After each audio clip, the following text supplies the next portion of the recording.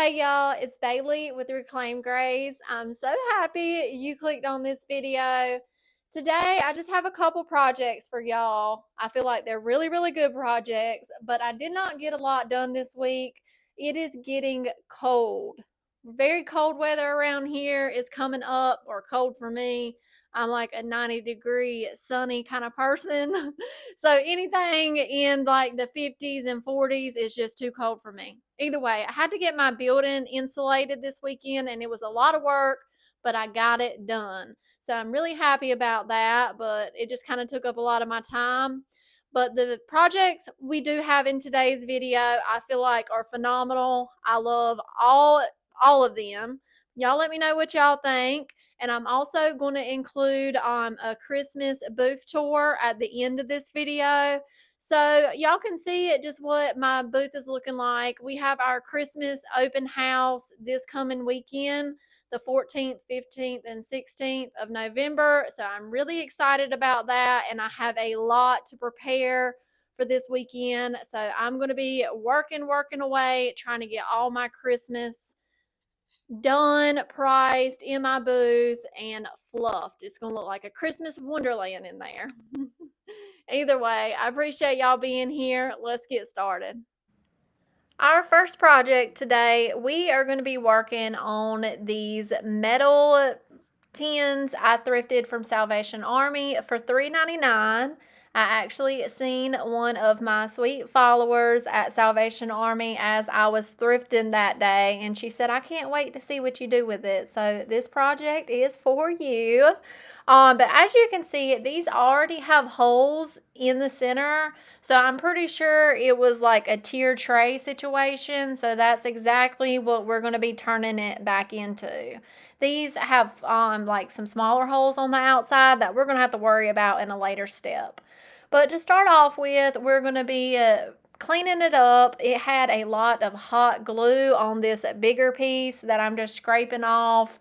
And it peeled off pretty easily using my little scraper tool. And then we are going to get these cleaned up with some Windex.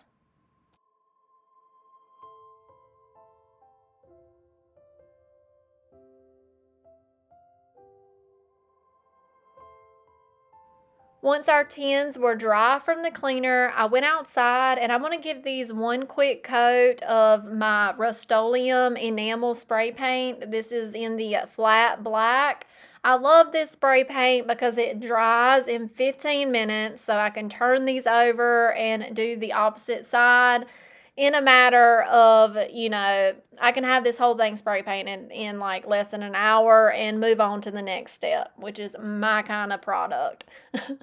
So once I'm going to leave that outside to dry. I'm just doing one quick coat, and as that's drying, I'm going to mix up my favorite milk paint combination. This is equal parts olive with equal parts artichoke. I did 3 scoops of each, and I'm going to do about 6 scoops of water. I'm going to mix that together well, get all that get all that powder dissolved, and I'm going to set it to the side and let it thicken up for about 15 minutes. Here is how our tins are looking. So now we're going to start putting our first layer of milk paint on them. I'm going to give that a quick stir. Just once you just kind of need to mix it up one more time before you start painting with it. And we're going to get these babies painted. The first coat always looks a little scary, but the second coat will go on a lot better. And as I'm painting this, I want to say like a huge thank you to y'all. Y'all really sold me out of a lot last week when it came to milk paint. So I appreciate y'all support so much, and I hope y'all enjoy the little freebies I be throwing in when y'all order from me and the little handwritten note. It takes me a lot longer to pack my items because I'm like, what can this person use? I don't know. I just kind of put some thought behind it.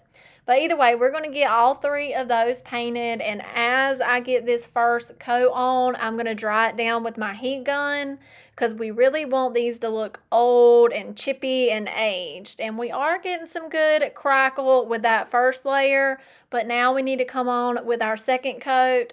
And y'all, look at that coverage. Like, that is phenomenal. Like, I think this green really, really has good coverage, and that's another reason why I really like working with this color combination.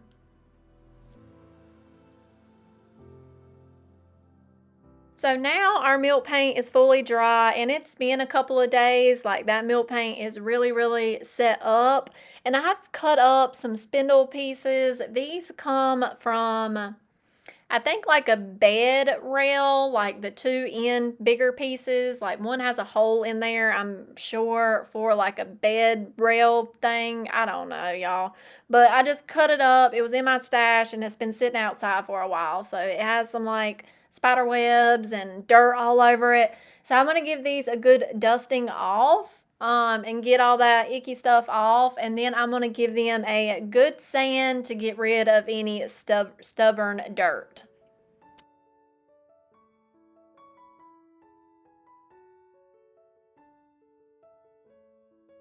Now we're going to start gluing these pieces down. As you can see, I cut like a 4x4 very thin 1/4 inch piece of plywood right here so it could cover up those 4 holes on the bottom piece. I wish I would have stained that plywood first because it does come out on a different tone when it's all finished, but it's fine. I'm going to nail that so it's good and up there a couple times, and then we're going to get this piece glued to our bottom metal piece.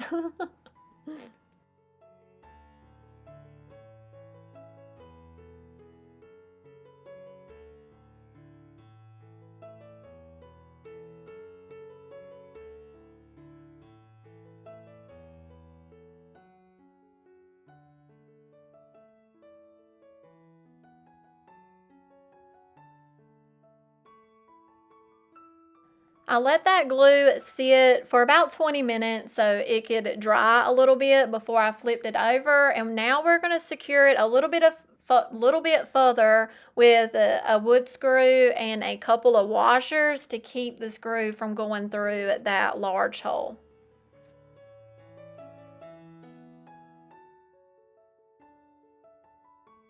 I had to Google how to find the center of a circle, and this is what I came up with. I'll show y'all how I did that on the next piece, but I figured I needed to add like more support going up levels, so I've decided to add dowels.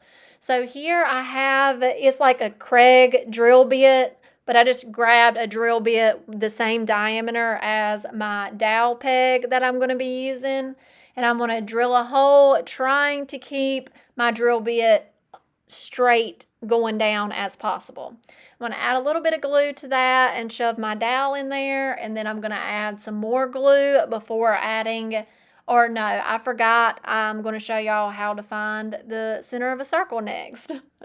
I'm using my square, and I'm just going to rest that edge on the top and then the bottom of the circle and draw a line, and then I'm just going to connect the two diagonal lines and create like an X, and then the point where the X's meet in the middle is the center of the circle. So I'm pretty sure there's an easier way to do this, but I'm just happy I found a way. This one was a lot harder to drill a hole into. Like, the wood was more hard. So I struggled a little bit with this one, but I'm going to go ahead and drill all of my holes, and then we were going to glue down the next tier using Titebond Quick and Thick for all of the gluing. I did have to come in and make the hole on the tin larger so my dowel would go through. So I'm going to do that to the other two tiers as well.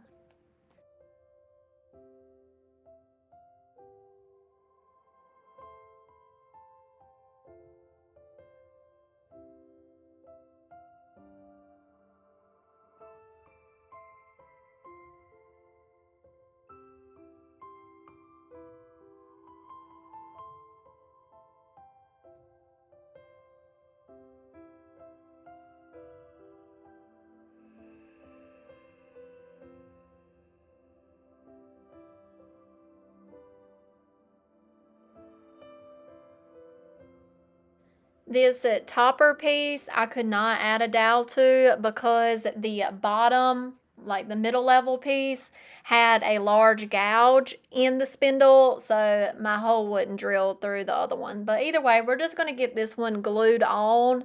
And I feel like I put it to the test in our next step. I let this glue sit for 24 hours so it could fully dry, and then we're coming in to wax the piece. We need to seal up that milk paint, and then plus I wanted to seal up this raw wood of the spindle, and I just want to bring some age to this piece. You can always use clear wax over milk paint if the dark wax isn't your jam, but this Fusion Aging Wax is definitely my jam. So we are going to work this wax in on every little surface inside the tier tray, and make sure we get the underneath sides as well.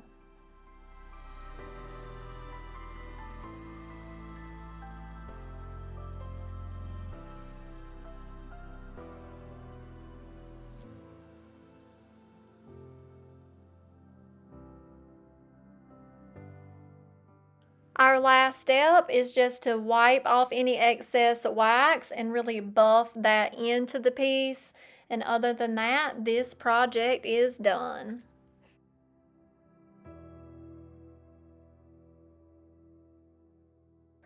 I love that green tone with that dark wood. Oh, it's just the perfect combination with that gorgeous crackle. Y'all let me know what y'all think about this piece. I priced it for $47.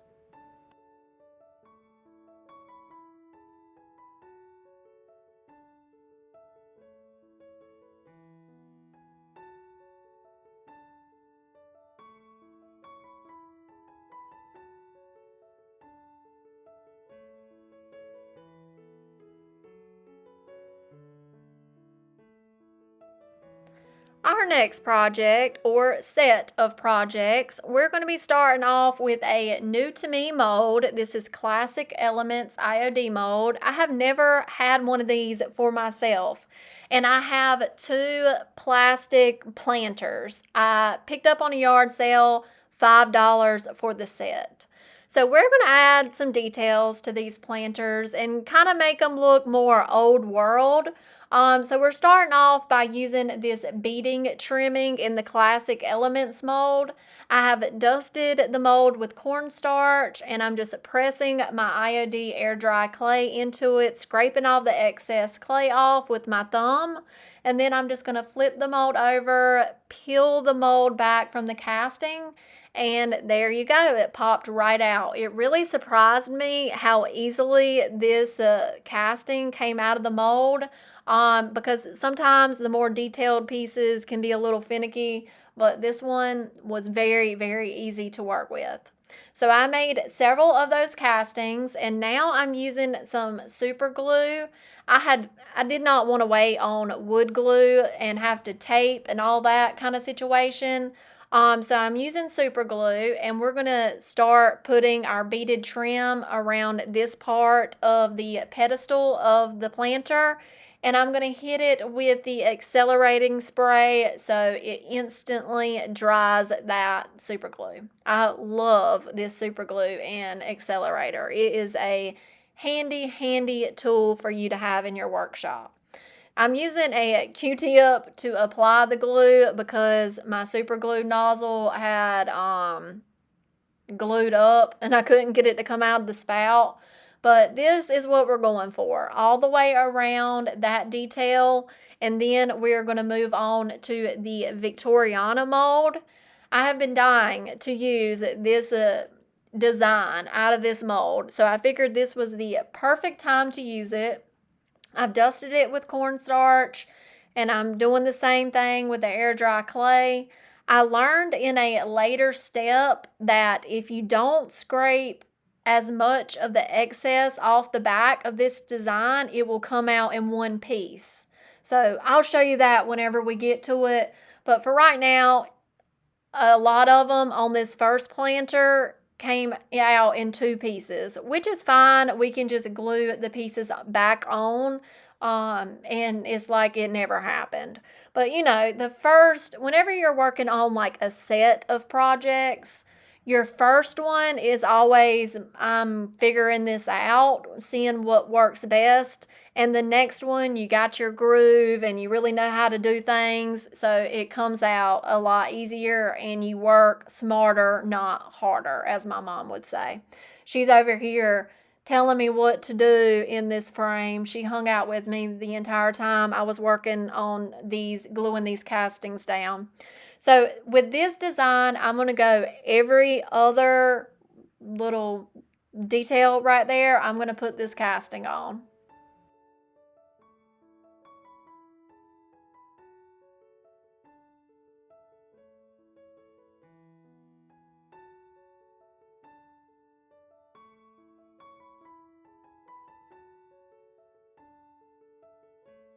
Next, I decided I wanted some more of that beaded trimming around this top lip part, like right here. So we're going to start making some more of those trimming pieces. I think it took like 8 of the castings to get around the whole top. And yes, I know like it's not perfectly up there, like it's not like matching up good, because I was kind of rushing through this part. But I want this planter to look old, and it's not going to matter whenever it's all said and done. So now I'm on to my second planter, and I learned heavily cornstarch the piece. And here I'm batching those out, like, and they're coming out in one piece. I forgot to shift my camera down so you're not actually seeing me do the casting, but I just left excess clay on the back of them. Like it didn't have to be perfectly flush with the mold is what I'm saying. And it worked a lot faster, and I wasn't having to glue pieces and parts back together.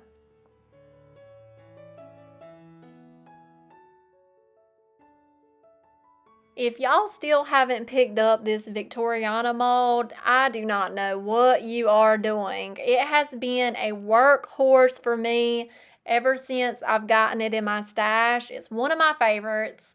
If you're interested, you can find them available on my website. You are not going to regret this one. It has so many different elements to it that I find myself using very often. So now that we have most of our castings on, I'm going to finish those off camera. Here we have them all on and they are drying. Now, when they dry, it does shrink a little bit, but like I said, we're not going for perfection here. We're going for old world, like very aged planters.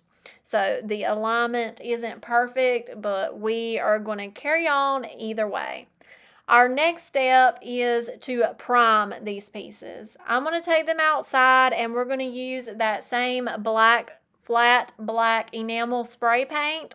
I'm going to flip them over so I can get the underneath sides too. I just feel like if I left these white, it just looked cheap, like cheap plastic. So I wanted to get every single piece of this spray painted with just one layer of black.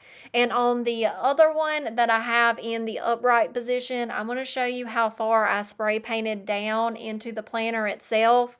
I just went maybe like 2 or 3 inches down inside the planter.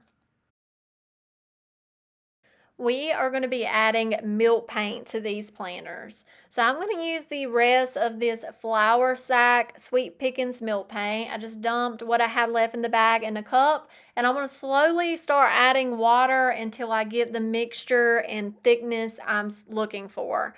I wanted this to be pretty thick, I didn't want it to be like hard to apply, but just thicker than usual so I didn't have to do 5 coats. And now we're going to start adding our first layer. I'm really applying this paint in a heavy layer, letting it pull and flow, like kind of run down the piece in some areas, because that's just going to add to the age look I'm going for.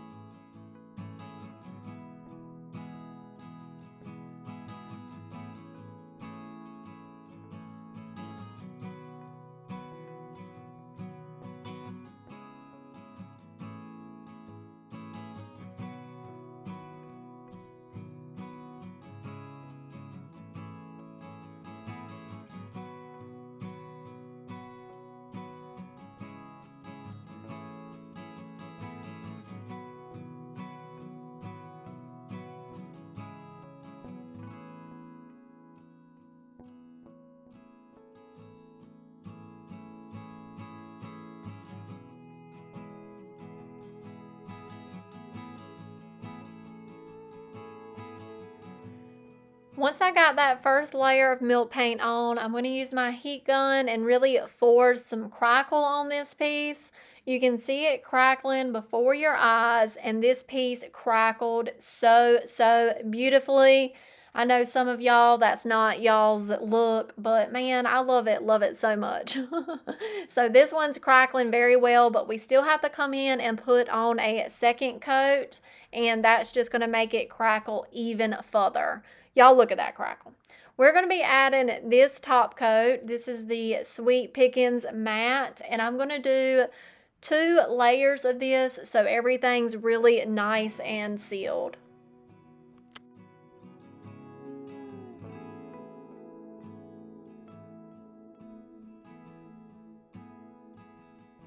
Once our 2 layers of top coat was dry, we're going to add some Fusion Aging Wax to bring some more age to this piece. I'm using a little chip brush to apply the wax, and I'm going to work in sections. I'll do like 2 or 3 of these little sections at a time, really working it into the crackle, into those little valleys, into all the details of the castings. And then I will come in with a blue lint-free shop towel and wipe off any excess wax, leaving it into all of the gorgeous detail.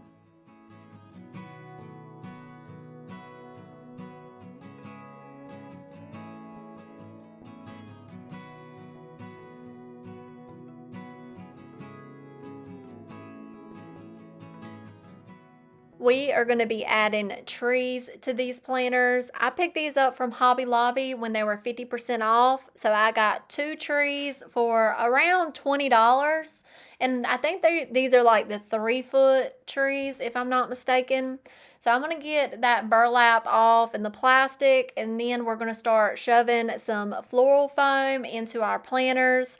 I'm having to like cut these to fit so I can get it nice and tight. So I don't have to add any hot glue to this bottom layer. So I'm just using a little scraper tool to cut the floral foam. It is very easy to cut. And here is how we're looking after filling that first layer. I'm going to set my tree in there, and I'm going to take some like offcuts and kind of wedge them around the base of the tree, and I am going to hot glue those down. This is just going to give that base of the tree a little bit more support along the sides. And then we're going to hot glue the base of the tree on to the center of the floral foam.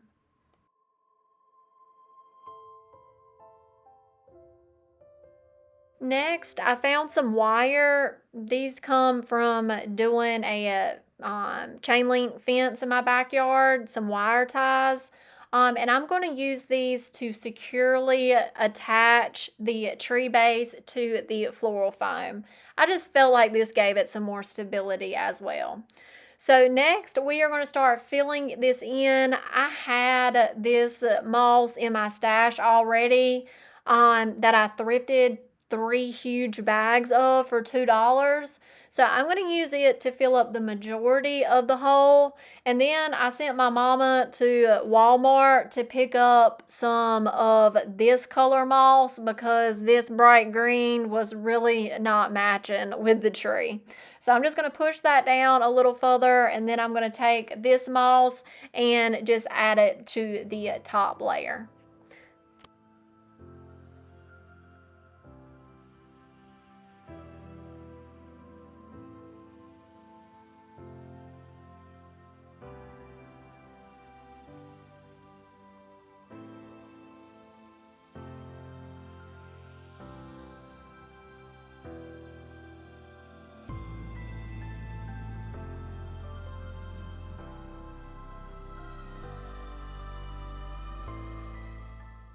A step I didn't record, I took some rub and buff in gold leaf and hit the tops of my castings.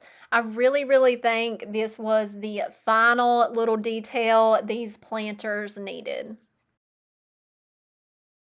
Y'all, I absolutely love how these came out. They're definitely my favorite. Y'all let me know what y'all think about them. I think I'm going to price them for $77 a piece. Y'all let me know what y'all think about that price. I have no clue if that's a little too high or if it's too low. So y'all leave me a comment and let me know what you would price these for.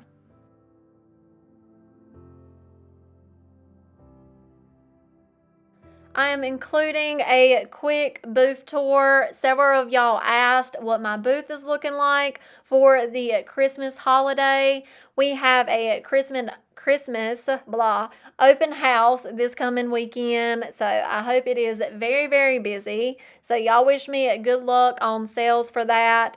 But either way, that is all I have for y'all today, my friends. I really hope you enjoyed these projects. If you got any inspiration from today's video, hit that like button. Be sure to leave a comment. It helps my video out so, so much. And consider subscribing if you have not already.